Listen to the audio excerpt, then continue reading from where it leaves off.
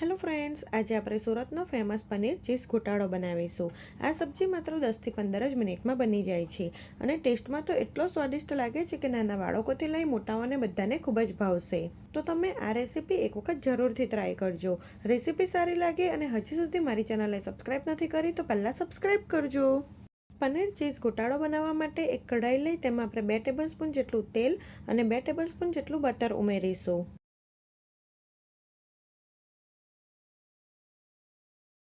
આ બંને વસ્તુ ગરમ થાય એટલે તેમાં 1 ચમચી જેટલું જીરું નાખી સાતળવા દઈશું. સાથે જ આપણે તેમાં 1/4 ટેબલસ્પૂન જેટલી હિંગ નાખીશું.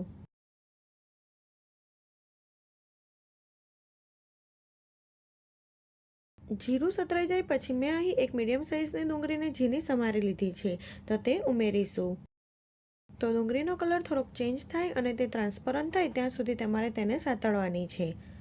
અહીં તમારે ગેસની ફ્લેમ સ્લો ટુ મીડિયમ રાખવાની. તો અહીં ડુંગળી એકદમ સારી રીતે સતળાઈ ગઈ છે.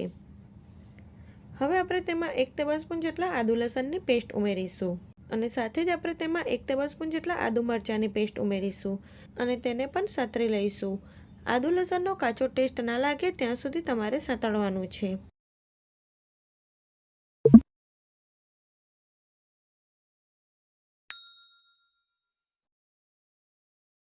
બધું સારી રીતે સતળાઈ જાય પછી મેં અહીં 2 નંગ મીડિયમ સાઇઝના ટામેટાને ઝીણા સમારી લીધા છે, તો તે ઉમેરીશું.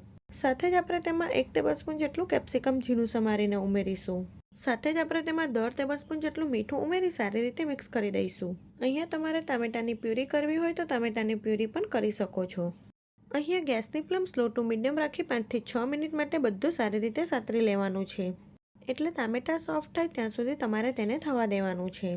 ટામેટા સોફ્ટ થાય છે ત્યાં સુધી આપણે પનીરને છીણી લઈએ.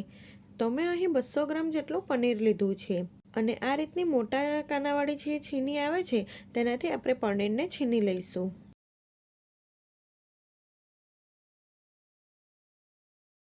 તો અહીં પનીર છીણાઈ ગયું છે. આપણે તેને હમણાં સાઈડમાં મૂકીશું. અહીંયા જે આપણે ટામેટા સાતળવા માટે મૂક્યા હતા તે થોડાક સોફ્ટ થઈ ગયા છે. આ રીતે થોડાક ટામેટા સોફ્ટ થાય એટલે આપણે તેમાં મસાલા કરી દેવાના. એટલે મસાલા પણ એકદમ સારી રીતે શેકાય અને તે બળી ના જાય.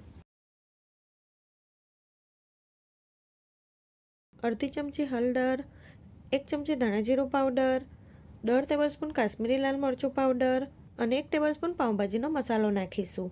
જો તમારી પાસે પાઉંભાજીનો મસાલો ના હોય તો તમે કોઈ પણ પંજાબી શાકનો મસાલો નાખી શકો છો.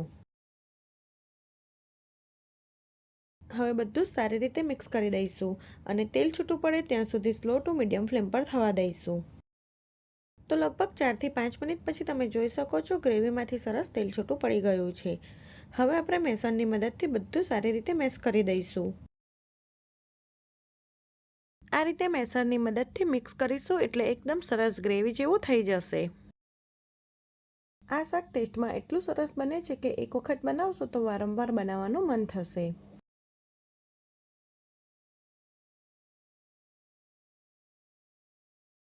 અને અડધા કપ જેટલું ગરમ પાણી નાખી સારી રીતે મિક્સ કરી દઈશું. અહીંયા પાણીનું પ્રમાણ તમે તમારી રીતે વધુ ઓછું કરી શકો છો. હવે ગેસની ફ્લેમ મીડિયમ રાખી આ ગ્રેવીને ઉકળવા દઈશું.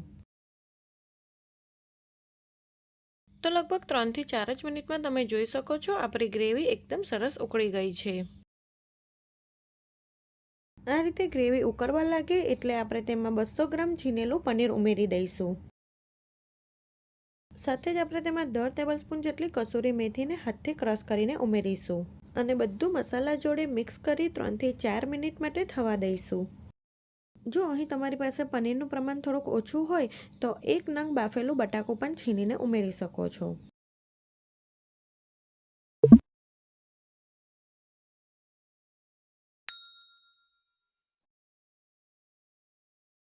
અહીં મને પાણીનું પ્રમાણ થોડુંક ઓછું લાગ્યું એટલે આપણે ફરીથી તેમાં 1/4 કપ જેટલું પાણી ઉમેરીશું અને તેને એકદમ સારી રીતે મિક્સ કરી દઈશું.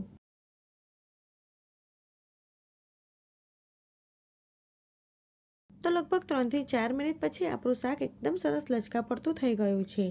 તો હવે આપણે તેમાં 2 ક્યુબ ચીઝની છીણી લઈશું.